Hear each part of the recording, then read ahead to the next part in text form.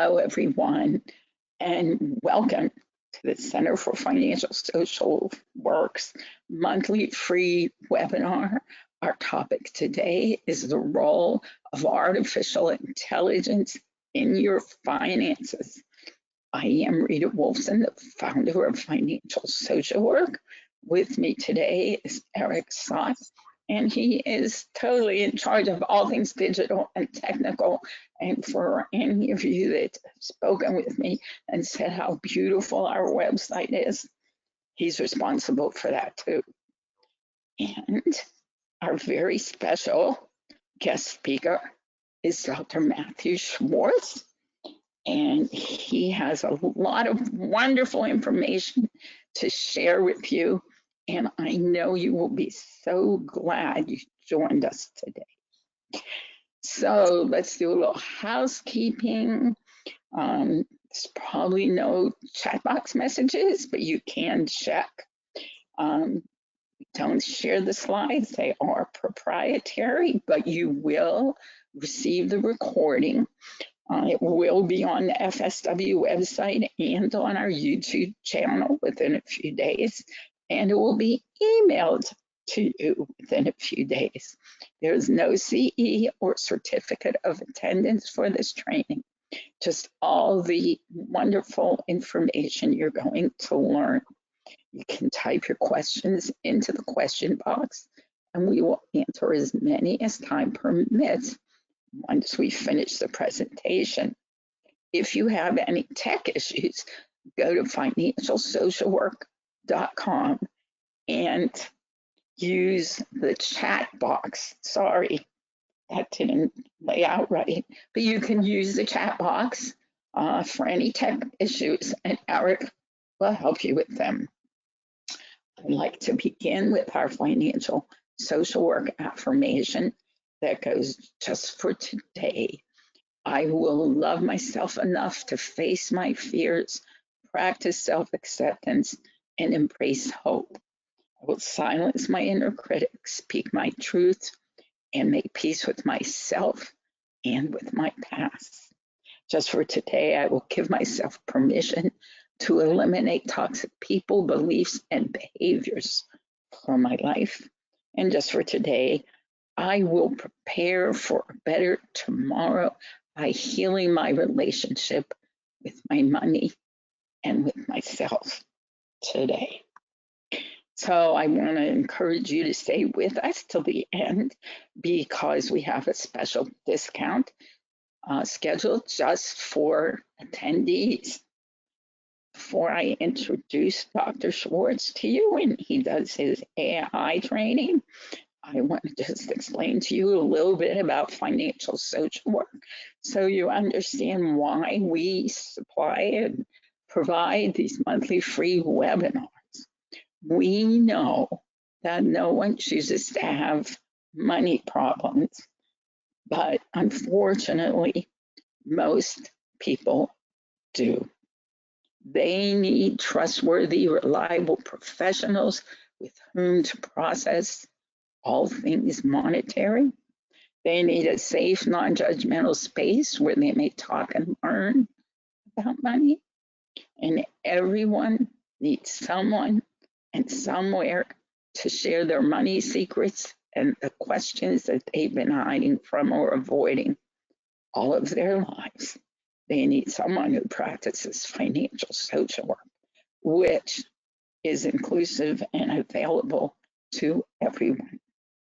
So financial social work is at the intersection of social work, politics, the economy, gender, racial, social, economic, other able justice, and climate change, mental health, and financial inequity. And of course, there's lots of other issues that we could include. It definitely, absolutely, totally is a behavioral model, because until and unless behavior changes, nothing changes.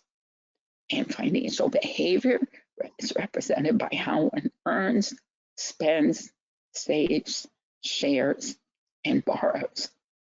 It is heart-centered, approaches money and life with the perspective of healing, acceptance, courage, wellness, transparency, and honesty. It's about healing your relationship with your money and with yourself, growing healthier personally, financially, and professionally. Financial social work is about reducing financial stress, problems, anxiety, trauma, and so much more. And it's about creating a safe, non-judgmental space where you can learn, process, and talk about money. Financial social workers are agents of change. They address money and mental health, advocate for marginalized groups, help clients hope, heal, and deal with their money and mental health. They work to heal their own and their clients' relationship with money and self, and are definitely committed to gender, social, and economic justice. The center offers all of these various materials. We have a certification, we have a payment plan, there is a 3-year renewal. We just launched some exciting new video programs. Those programs include CEUs from National NASW. And we have these monthly free webinars, the FSW Collaborative, graduate essays, webinar recordings, promotions, and discounts. Mostly we have a commitment to sustainable long-term financial behavioral change. And now it does give me a lot of pleasure to introduce you to Dr. Matt Schwartz, my friend, my colleague, and my co-author that we'll mention a little later. So, Dr. Schwartz, I have turned it over to you. All right. Can everyone hear me? Yes. Perfect.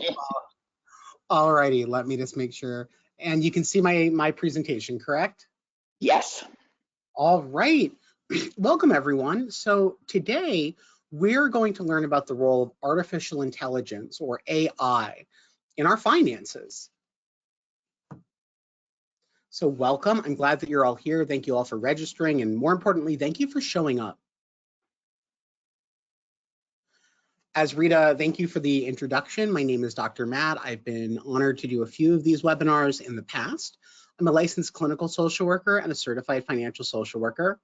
I'm in private group practice at Horizon Therapy Associates. So I have a private practice within a larger healthcare system.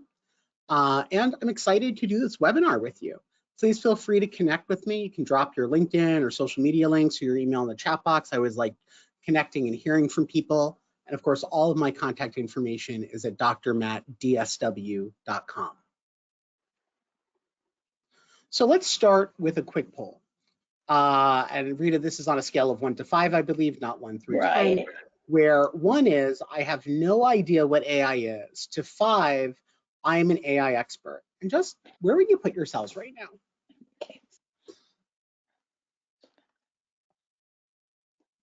Okay, so to fit into the polls on this particular platform, I took Matt's poll and put it together like this. So you can all answer in a way that we can share and show everyone the results. We have a great audience, and I always tell our monthly speakers that we have such a great audience because you're so terrific at participating. So I'm just going to count it down from 3. Over 70% of you have voted. So 3, 2, 1, and let's see how you felt about that. Let's see. Okay, let me share those results with you. Can you see that, Dr. Matt? I can see it on my dashboard. So we have more than half, 53%, would like to know more about AI. 20% shared that they know very little about it. 2% don't know anything about it. And 17% are really knowledgeable. So we have a nice range of learners today, Right. which is Okay. excellent. All right. Let me hide that. Okay. Today, what we'll cover is first, what is AI? Then we're going to look at how it's currently being used in the financial services industry. And finally, how we can ethically use AI in financial social work practice. So what on earth is AI? Artificial intelligence is computers attempting to simulate human intelligence. And so programmers and computer scientists and data scientists have been working together to create what's referred to as machine learning, which is the intent is to allow computers to learn just like humans do and to provide realistic and correct answers. If any of you have ever watched Star Trek, you can think of AI as that computer system where they say, computer, how far away is the nearest whatever? And it answers. And of course, in the 1970s, the 1980s, the 1990s, and even the early 2000s, we thought of that as fantastical. And yet sci-fi, like so many other things, sort of predicted the future, right? We have phones in our hands where we can access the entire world's knowledge through Wikipedia. We have libraries. All of this stuff has been coming to a fore. However, previously, and I'm a little hesitant to say her name because I don't want her going off in this, but previously, if we said something like, hey Siri or hey Alexa, it wasn't really AI. What it was listening to the voice and it was just running an algorithm. And an algorithm, all an algorithm is a logic model. If this, then that. So if the Hey Siri is followed by a question, where is, search Google for that question. That's pretty much all that our smart assistants have been. The difference now, especially that's important to us, is the learning model, is that these computers, these programs, these apps are able to learn. And it's not that they have a brain in them, they essentially have a database. And they have permission as a computer program to store information in that database to recall it later. And this can be both helpful and harmful. AI incorporates many concepts: machine learning, neural networks, and natural language processing. What these all essentially do is allow computers to process information, look for pattern, and improve over time. Remember, that's the learning portion. For those of you who were using Siri or Alexa when they first came out, you'll probably recall that not only didn't they learn, they were pretty inaccurate, right? There were some pretty funny misunderstandings between users and their phones. So what's really important is that we're looking at how do we use this in a way that is able to advance systems to free up humans to do more meaningful work. AI is right now sort of very misunderstood, largely due to ChatGPT and of course, everything that we hear in the news, and to say nothing, of course, of what our teacher friends are sharing with us about students having their papers written by AI. It has diverse applications, and the odds are, even if you didn't realize it today, you've probably interacted with AI in some way. Healthcare, finance, automotive. So in finance, we have things like predictive analytics. So how likely is it that someone is going to or not going to pay their mortgage? Personalized medicine and healthcare. What does this patient need based on an AI review of their chart? We also look at how businesses are operating and making decisions. Businesses are making decisions based on what AI is telling them. It really is the simulation of machines to help them learn, reason, and problem solve. And it all goes back to an algorithm that is able to say, if this, then that, and to store information in a database and then recall it later. And yes, that is a simplification of the process, but essentially that is the process. Unfortunately, with the rise of any new technology comes ethical implications. We have issues such as bias, and one of the biggest issues in AI is what we refer to as algorithmic bias. And we'll talk about that a little bit as we go forward. Additionally, there are concerns about privacy. We're introducing AI at the agency where I have my private practice. I saw a demonstration of it. It was amazing. It listened to the therapy session. It summarized what everyone said in the session. It can handle multiple speakers. It wrote a beautiful case note and only needed minor correction. Well, that's wonderful. That's going to save me and my colleagues hours upon hours a day. However, we have to be sure that what information is being saved isn't being able to be accessed by other machine learning programs, that's not able to be accessed by other people other than myself or whoever should have access to the patient chart. We have to ensure that there's not going to be a data leak. Outside of our ethical obligations as social workers, our legal obligations as social workers, there's also just the real common sense that a HIPAA violation, $250,000 of violation is a really big deal. There's also a lot of fear for job displacement. And of course, this happens every time a new piece of technology comes out. And in fact, there are now AI therapy bots. Do I believe that they replace therapists? Absolutely not. Do I think that they're a good tool that we could incorporate into existing therapeutic practices? Absolutely. And in fact, my agency is looking at how to do that in a safe and ethical way. Right now, because AI is so widely misunderstood and some of it has been implemented irresponsibly, it is essential for us to use it ethically to build trust and safety. And just like any intervention, we have to know what we're doing and how we're doing it and why, right? We only use evidence-based interventions. Well, we also need to use evidence-based tools. We have to be familiar with them and know how they're working. So how is AI right now, today, being used in the financial services industry? And before we get there, I have a second poll. I'd like to know how you all feel about AI. Right? What is your emotional feeling towards our future computers?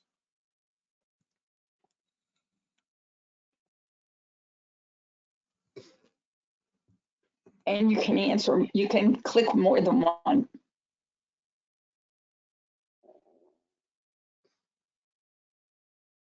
And thank you all for being so engaged. Already 39% has responded.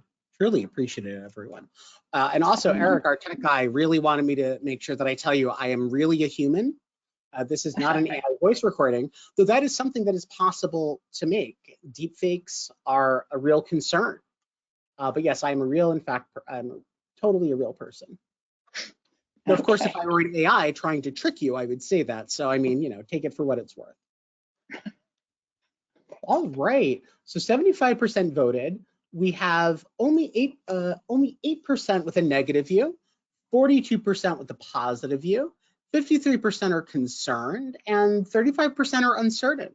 And all of those emotions are valid because I have to say, I rotate through them. And I've been teaching about AI at the University of Buffalo, where I used to be an adjunct professor. And I have to say, as I go through, I get really positive, then I get concerned, then maybe I feel negative, I'm a little bit uncertain. And so it's okay if your mind and your emotions change about this technology. Right now, AI in financial services is utilized in risk assessment. So for instance, if you're applying for a mortgage or a loan, or even a credit card, AI, instead of people, or even instead of an old-fashioned computer program that would take in the numbers and just run a mathematical formula, AI is now looking far deeper and also far quicker. So for instance, when I've examined loan websites, some of them will ask to connect to your bank account. They don't want you to input how much money you're making. They want to see how much money you're making and how you're spending it and when and where to see if you are a good risk. Because banks and the financial services industry exists to continue to create and generate wealth. Additionally, they're being used in the detection of fraud. So I don't know if you've ever, for instance, logged in and clicked on something and your bank's like, hey, we want to make sure it's you, and they send you a text message. They want to see, hey, is this spending normal for this person, right? Is this their average spending? And so fraud departments are saving time rather than having employees look at things or flagging transactions over a certain value. by using AI as part of their fraud prevention programs. Additionally, customer service. Many websites that have chat boxes where it looks like it's a real customer service person, right? They have a picture, someone's wearing a headset. Why, when they're typing to you on a keyboard, I'm still not sure, but you're chatting with someone. You're not actually chatting with someone. Very often now, you're chatting with a machine. For those of you who like drive-through, if you have gone to, not Sonic, which one is it? Checkers, I think it was. They have some AI in the drive-through now because it saves their time with their cashiers. So we have to help and really understand AI because we have to explain it to our clients. Why wasn't I given that loan? I'm not a risky credit. Well, the algorithm said that you were. We're going to talk about the algorithm and algorithmic bias, as I said, as we go on. Right now, AI is also being used to personalize service, to tailor products, and also to provide solutions to clients. So for instance, other financial websites, for instance, debt consolidation websites are using AI, not to just direct clients to their services, but to find the best provider of services.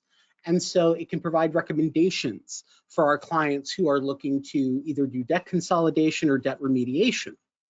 AI right now is entirely embedded in the financial services industry. And what's so important to remember is that right now, this is really a nascent technology. It's new. And what that means is that this is how it's already being used in so many advanced ways, and it's just an infant. Over the next 5, 10, 15 years, we are going to see the true power of AI. It also takes a very proactive approach, and that's really important. Traditionally, we were reactive in the financial services industry. We look at something, something's wrong, we conduct an audit. AI is now being used to hopefully prevent those kind of threats or even those kind of just simple mistakes that are made in finances, whether that's in underwriting or it's in accounting or the bookkeeping process. Right now, AI is being used, especially in financial services, as a protective tool against risk, against fraud, and in order to safeguard assets.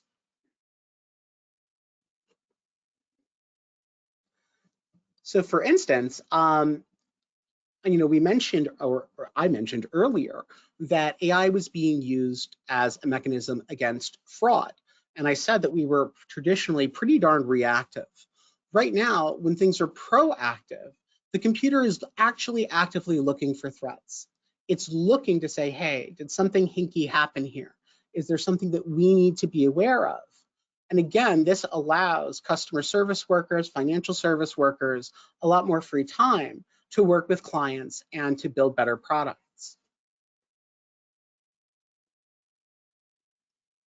The other benefit in AI, and this is also in healthcare, is that it can help with regulatory compliance. So for instance, I said that we're getting AI at my clinic, and we are. One of the benefits is that we can program our AI to say, hey, all session notes need to include these 3 things in order to be compliant with New York State Office of Mental Health or New York State Office of Alcohol and Substance Abuse Services. And right now, in doing so, we reduce our risk of exposure. In finance, you could have automated reporting of stock trades. AI can also be wildly helpful in taking complex financial information and presenting it to investors. And so right now, AI is being used in some very, very understandable and yet interesting ways. However, there are many concerns. So I spoke about algorithmic bias. Algorithmic bias is exactly what it sounds like. If you consider, let's pretend that I'm a computer programmer. I am not a computer programmer, but just pretend for a minute. If I'm a programmer and I'm designing an algorithm, remember that's that if this, then that formula that's telling the computer how to go about its thinking, and I program it based on what I know about finances, well, the AI algorithm is going to look a lot like me. And are my finances really emblematic of everyone else's? Am I the average bear, so to speak? Am I an outlier? What if everyone on the team looked like me, was from the same background as me, even from the same hometown as me? We're probably not going to have an algorithm that has an inclusive worldview. We also have to look out for, is the algorithm helping one group of people over another? So when I taught social media and social change at the University of Buffalo, I would often have students in the same exact room open up their laptops and use the same search string and ask, right, hey, recommend to me a car. However, based on the other data that the algorithm was scraping, so for instance, recent purchases, other websites they've been to, some students would be offered, their first offer would be a Mercedes.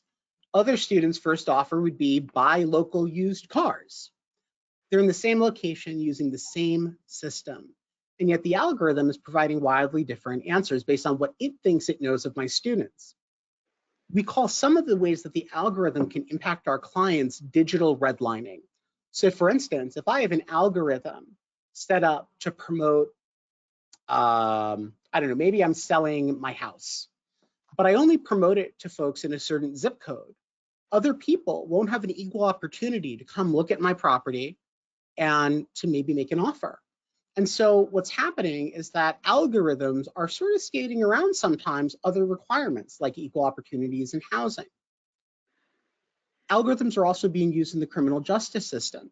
So for instance, there are algorithms, there is AI systems that are meant to do predictive policing, and this very much impacts our clients. So for instance, if a computer algorithm that's purchased by a court system, so the court didn't make it, it's an outside vendor, is used to determine recidivism risk, and they say, nope, this person shouldn't get bail or bond because they're too high a risk, this person should. More often than not, is it saying that, for instance, African Americans or people of color, are they more at risk of recidivism? And it's not saying the same thing about their white counterparts. That is algorithmic bias. And the problem is that we can't audit the algorithms because the algorithms right now in the United States are very much, unless they are part of a nonprofit or open algorithm type venture, they're proprietary. So how do we audit it? How do we know that the mortgage AI is actually determining credit worthiness appropriately? How do we know that AI is telling us the truth or giving us the correct information or answers? And the problem is that right now, especially due to a lack of legislation in the United States, I cannot speak globally, we don't have, for instance, a enforceable AI code of ethics. We don't really have any guardrails at the moment outside of what these companies want to provide us. Other questions, especially relevant to financial social work and those of us who work in systems that bill insurance, is the AI application I'm trying to use compliant? Well, fortunately, the one that we're bringing into the clinic very much is. It was designed for behavioral health. It doesn't go to the cloud. It's all internal. Wonderful. But let's say I wasn't at such a tech-savvy organization and I wanted to use AI. What are my agency's policies on it? And ethically, do I need my patient or client to provide me with informed consent? Because again, it's a tool and they have a right to know about tools that are writing about them and potentially even making decisions about their care or their treatment. So we're going to dive into algorithmic bias just a little bit more. Algorithmic bias, as I said, is when computer algorithms, again, the backbone of AI, create systematic errors or systemic errors that lead to unfair outcomes. For our purposes, your credit score, loan approvals, insurance rates. And right now, what we do know from what we've seen from the initial use of AI is that there is algorithmic bias. And we have to work to diversify those who are creating the algorithms. Because again, if I, Matt Schwartz, create an algorithm based on my experiences, it's not going to reflect everyone. And it's going to contain my biases and my outlook on the world. It can also not arise from malfeasance, right? There can be algorithmic bias due to malfeasance or racism or misogyny. Often though, it could also be data quality. Machine learning doesn't mean that the machine yet can differentiate between good knowledge and bad knowledge. For instance, Microsoft put up an online AI chatbot back when Twitter was still called Twitter. And within 24 hours, their chatbot became a neo-Nazi because that's what it was being programmed with by trolls on Twitter. Well, that's what it learned. And so much like a young child or a toddler, AI only knows what it learns. And so if the training data reflects existing inequalities, the algorithm is more likely than not going to perpetuate them. And so it's really hard to say that AI is, rather it's really disingenuous to say that AI is somehow unbiased, or it's a math formula, it can't be biased against you. Yes, it can, and yes, it is very often, and we have a lot of proof of that.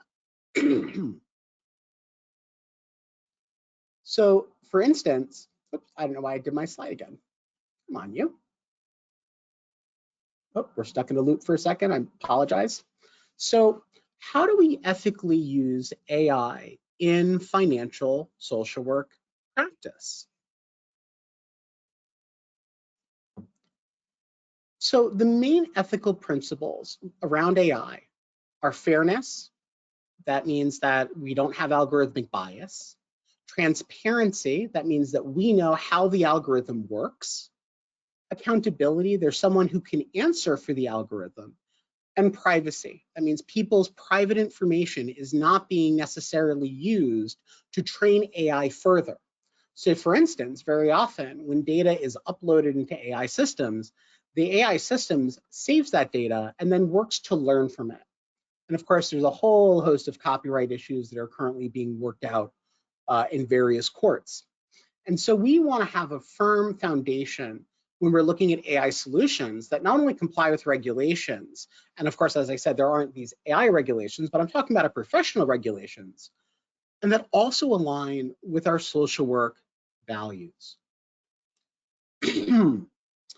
Transparency, I would argue, is one of the most important. What if I told you this presentation was largely made by AI? Because it was. I absolutely used AI to make my presentation.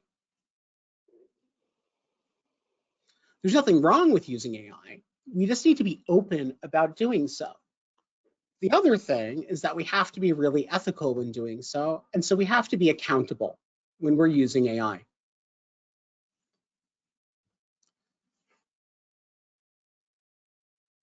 So what does that mean within the context of financial social work? It means reviewing, checking, and correcting the generative work. So while I used AI to make this presentation, I have enough background in financial social work and in AI that I was able to review this, correct any errors that the generative AI made, add in my own voice, and then I had a presentation.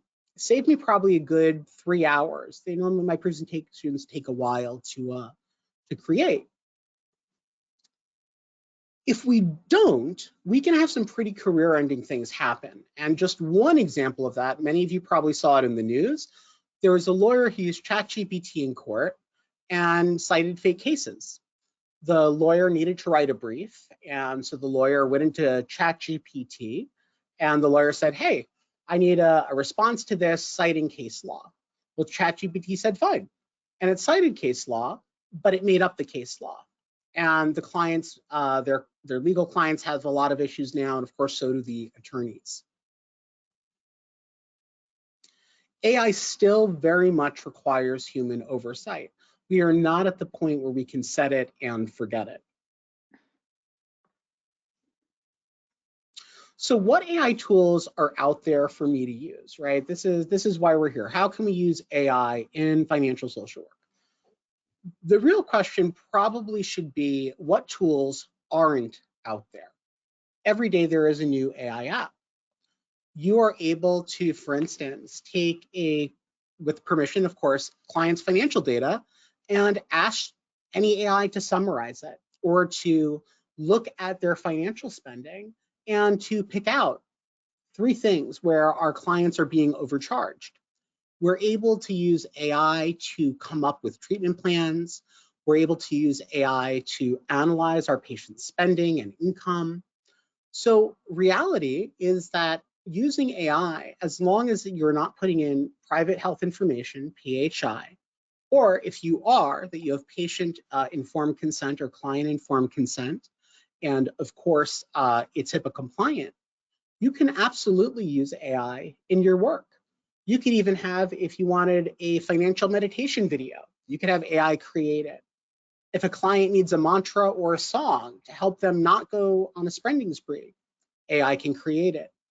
For instance, even if you'll see in the health and personal, Replica is an AI that I researched, and it is literally meant to be a romantic partner, and it literally functions like that. And again, all of these are creating some very just powerful results. And there's still, again, with nation technology. We can also use it to help us be more productive, to summarize our meetings with our patients.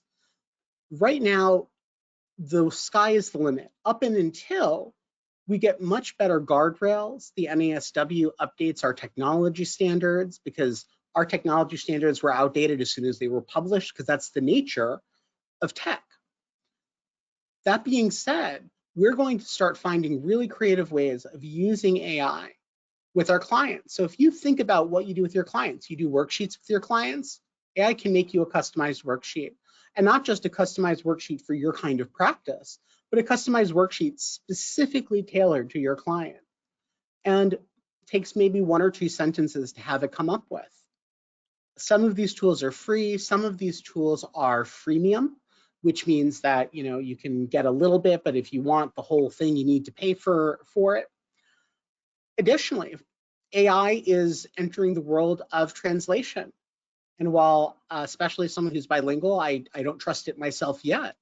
Imagine being able, in a year or two, or right now, depending on the language, being able to say, hey, I need you to translate this financial document to Spanish for my client, saving hundreds of dollars on interpretation and translation costs. So at the end of the day, AI is not meant to replace people, or it shouldn't be meant to replace people. It's also not meant to replace decisions. As I said, that goes against our ethical ideas of accountability. The human has to look at it. We are not yet anywhere near close to having AI be fully on its own. The goal of AI, at least in healthcare and certainly in financial social work right now, is to be able to make our work easier, our workflow easier, our paperwork burden less, so that we can spend more time doing the work that really helps our clients. And with that said, we now have some time for questions, and I'll happily take whatever questions you have. Matt, before we do that, I'm going to take it back from you, but I thought that was wonderful. And I'm going to guess that our audience did too, because you raise a lot of very interesting points, a lot of things to think about. So before we go to questions and answers, let me just finish up by sharing with everyone in the audience that financial social work has additional services and support.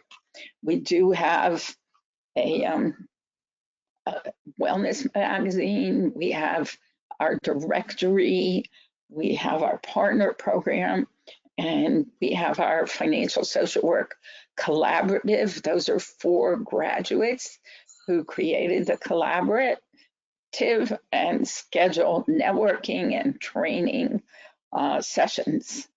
And if you register at FSW Collaborative, you can join them. It just takes your email. We have also launched video courses, very, very exciting. And we will continue to add different client population video programs that you can use to learn to practice financial social work, and also share the mini workbooks with your clients. I wanted you to know that To finish up this year in December, our monthly free webinar on December 12th is called Preparing for the Economic Ambiguity of 2025. And then we will kick off the new year with our monthly free webinar, January 9th, Money Over Time, Bias, Attitudes, and Perceptions. And a few things I'd like to share before we go on is that while no one chooses to have money problems, most people do. While no one can or needs to know everything about money, everyone does need to know certain things about money. We want to stay very aware of the connection between money and mental health and understand and focus on the fact that financial problems, stress, anxiety, and trauma impact everyone physically, mentally, emotionally, socially, psychologically. It's a very real presence in everyone's life. And we really, really do need to be sure to raise more financially literate children, because that's the only way to stop the problems that so many people are having, because they have no idea how to cope with the financial challenges that are everywhere today. So now is the time to invite greater financial health and wellness into your practice, your casework, your client work, your classrooms, your workplaces, communities, conversations, and certainly into your own life. It is definitely the time to become an agent of financial change. And now as we go into Q&A, I wanted to share with you the cover of Dr. Matt, and my textbook. It will be coming out in the spring next year, and we're most excited about that. Financial social work, micro, meso, and macro practice. Over all the years that I've been doing this, one very constant question is, how come we weren't taught financial social work when we were in grad school? Well, that's because it didn't exist until I created it, and there was no actual program. But with this textbook, there will be, right, Dr. Matt? Yep, Right. absolutely. So financial social work certification. We have thousands of graduates across the country and worldwide, and it includes a lifetime membership in the directory on our website, and all the materials and final exam. It is $695, but for those of you who attended today, we are offering a 15% discount on everything, all the products on our website. And you need to use that code webinar 202411.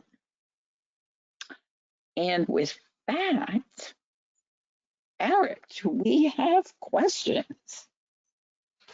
Right. So, hello, everyone. If you'd like to ask a question in the GoToWebinar panel that's on your computer or on your phone, there should be a questions box. Just go ahead and expand that and type in your question, and our guest speaker can address them. So we do have some questions in here, lots of great feedback and interest in this subject. Is there more examples or specific tools that would be good for financial social workers to potentially explore using right now?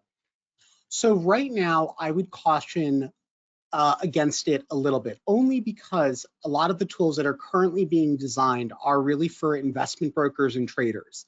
That said, there are some tools like thebricks.com, which you can upload Excel into, and you can create trackers and dashboards and use AI to automate your finances. And unlike current apps, like Rocket Money, I think is one, these are ones where you can really customize the AI. The important thing is that if you're using it with a financial social work client, it really has to be HIPAA compliant, or there can't be any PHI, any protected health information. And so what I would recommend is figuring out what you want your financial AI to do, right? Do you want it budgeting? Do you want it to create a worksheet? Do you want it to analyze your bank accounts? And then you can find an AI, and there are many directory sites that will help you find an AI to meet your financial needs. Very good, thank you. And there's a specific scenario, and I'll just read it out. It says, if I want to analyze financial reports or upload Excel files to create a work plan for restructuring expenses, do you have any specific tools or ideas in mind for that? I think you'd really like thebricks.com, and you can create an account for free. I think you just need like a Google address or a Facebook sign on. And I would start there. Very good. And okay, this one's interesting. How are trademark and copyright laws applied with work created using AI? So there have been some court cases on this, and again, this is from very much a United States perspective. I can't speak to international anything, but right now, work created with AI cannot be copyrighted because it was not generated by a human, at least according to the Library of Congress.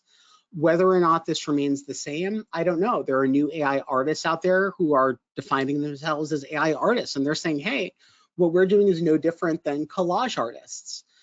There's also people suing to have their information removed from these language learning models that didn't ask permission to take in anything we make in the United States. The moment we write it, technically we have a copyright to it. We don't have to file it in Washington. We can file with the Library of Congress, but that just creates sort of a paper trail for proof. And so these large models have been scraping the web, and that just means pulling tons and tons of data to learn from. But they never asked permission. And so there's a large ethical controversy around AI, and specifically generative AI. Very interesting. Let's see. I think we have a couple more. If you'd like to ask questions, you just need to use the questions box somewhere on your screen. It might be collapsed where you have to expand it. So I want to make sure that if you have a question, you're able to ask it. I'm just reading ahead here. Okay, here we go. I was one of the know nothing about AI and concerned in the surveys. Thank you for lessening my anxiety around it. Is there an AI you would suggest for general social work questions? Like I'm doing a plan and I'm stuck on creating an intervention. Absolutely. So here is actually where ChatGPT can really shine. And I'm so glad that you've lessened your anxiety around it and that this was helpful. So ChatGPT will very often give incorrect information. And yet, if you ask it, what are the top interventions for? It will happily give you an answer. And because you're not putting in any of your client or patient information, there isn't any concern about, HIPAA or patient privacy. And of course, because you're looking at it and you're a qualified social worker, you're going to know if something seems a little bit off. I've used ChatGPT to create forms for my office and for my practice. I've used them to create, basic contracts. And it's very helpful in finding ways of explaining concepts. So for instance, I've used ChatGPT where I've put in a financial concept, such as a money market account. And I'll say, please explain to me what a money market account is. And it'll give me an answer. And if I like that answer, I'll say, great. Now make this understandable to a sixth grader. And it will change the language to make it easier to understand. You can also put information about social work practices into ChatGPT and say, summarize this for me. So if you play around with it, you will probably find what you're looking for. Very good. There's just some additional feedback saying thank you, amazing presentation. One person just wanted to clarify the name of the BRICS website, and I just quickly Googled it. I think it is thebricks.com. So that's That is correct. Yep. THEBRICKS.com. Absolutely. And I believe that's all the questions that we've received. Last chance to get your question in. I will keep an eye out, but if you'd like to close us out, Matt or Rita, please do. Well, I want to thank everyone. I certainly want to thank you, Matt, and I want to thank everyone who joined us today. I agree with all of them. It was a great presentation. I learned so much. And Matt, we're still going to have you back for another training. That's For the you, good Rita. news. All right, I'm going to stop the recording and end the presentation. Thanks, everyone. Stay safe, stay healthy, and I hope we'll see you back here next month at Financial Social Worker Works free monthly webinar. Bye now.